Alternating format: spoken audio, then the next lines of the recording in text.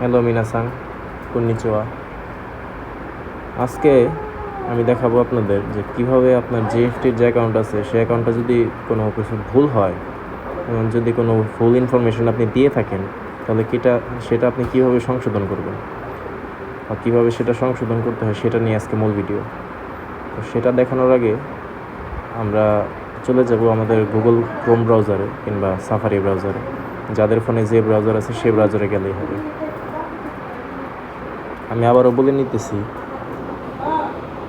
যারা জিএফটি অ্যাকাউন্ট খুলছেন এবং কোনো জিনিসে ভুল করছেন, পাসপোর্ট দিয়ে কিংবা পাসপোর্ট দেওয়ার পরে আপনি ভুল কিছু ইনফরমেশন দিয়েছেন, সেইটা চেঞ্জ করার জন্য আপনি এই কাজটা করবেন। যদি কারো অ্যাকাউন্ট খোলা থাকে তাহলে কেউ দ্বিতীয় অ্যাকাউন্ট খুলতে যাবেন না, তাতে সমস্যা হতে পারে। তো সেটা দেখানোর জন্য প্রথমে আপনার যেতে হবে জিএফটির ওয়েবসাইটে। আমি আগেও দেখাইছি কীভাবে জিএফটির ওয়েবসাইটে যেতে হয়। Japan Foundation Test Basic Japanese, এটা যাওয়ার পরে মেনু অপশন ওপরে সাইডে, exam list, Japanese language test, প্রথম যে অপশনটা আছে এটা জাপান ফাউন্ডেশনের। এই যে লগিং রিজার্ভেশন অ্যান্ড চেঞ্জেস, এটাই যাওয়ার পরে লগিং অ্যান্ড রিজার্ভেশনের নিচেই দেখবেন এই যে একটা অপশন আছে চেঞ্জ ইউর রেজিস্ট্রেশন ইনফরমেশন। এটাই যদি আপনি ক্লিক করেন আপনাকে এরকম একটা ওয়েবসাইটে নিবে। নেক্সট বাটনে ক্লিক করবেন। ক্লিক করার পরে সেই কাঙ্ক্ষিত আইডিটা আপনি দিবেন। আমার আইডিটা আমি লগ ইন করে নিলাম। দেখেন আমার আইডি লগ ইন করে নিয়েছি, সব কিছু আছে এই জায়গায় আমার। যদি আমি কিছু চেঞ্জ করতে যাই তাহলে নেক্সট বাটনে ক্লিক করব।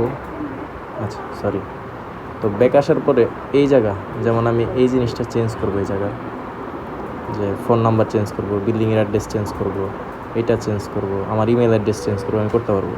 কিন্তু উপরে যে পাসপোর্টের যেই নামটা আছে বা পাসপোর্ট নাম্বার এইগুলো আমি চেঞ্জ করতে পারবো না, বিকজ এটা আমাদের হাতে নাই। এটা আসলে জিএফটির যে প্রোমেটিক অফিস তাদের হাতে আছে। আপনারা আবার বলতেছি, যাদের কোনো কিছু ভুল আছে তারা এই জিনিসগুলো আবার ঠিক করে ভালো মতো দেখে নেবেন। যদি কোনো সমস্যা হয় তাহলে সেই ক্ষেত্রে জিএফটির যে প্রোমোটিক হেল্প সেন্টার আছে সেই হেল্প সেন্টারে ফোন করবেন। সেই হেল্প সেন্টারে কীভাবে ফোন করতে হয় সেটা আপনাদের দেখা দিতেছি। যে অপশনে যাবেন, যাওয়ার পরে ইনকোয়ারি দেওয়ার পরে এই যে উপরে দেখেন লেখা আছে ইনকোয়ারি দিবেন। ইনকোয়ারি দেওয়ার পরে আপনি কোন দেশে আছেন সেই দেশ দিবেন। বাংলাদেশ দেওয়ার পরে এই জায়গায় চ্যাট সার্ভিস আছে, ইনকোয়ারি সার্ভিস আছে। তারপর বাংলাদেশের যে রিসিপশনের নাম্বার এইটা হচ্ছে সেই নাম্বারটা, এই নাম্বারে ফোন দিয়ে যোগাযোগ করে নেবেন। তারা আপনাকে সব কিছু চেঞ্জ করে এবং সব কিছু সমাধান একটা দিয়ে দিবে। আশা করি ভিডিওটা ভালো লেগেছে। যদি ভালো লেগে থাকে অবশ্যই লাইক কমেন্ট করবেন। আর কি নিয়ে নেক্সট টাইম ভিডিও চান জাপানের, সেটা আমাকে কমেন্ট করে জানাবেন, আমি দেওয়ার চেষ্টা করব ইনশাল্লাহ। আসসালামু আলাইকুম। আজকের জন্য এই পর্যন্তই। আশা করি দেখা হবে কোনো একদিন একটা সুন্দর ভিডিওতে।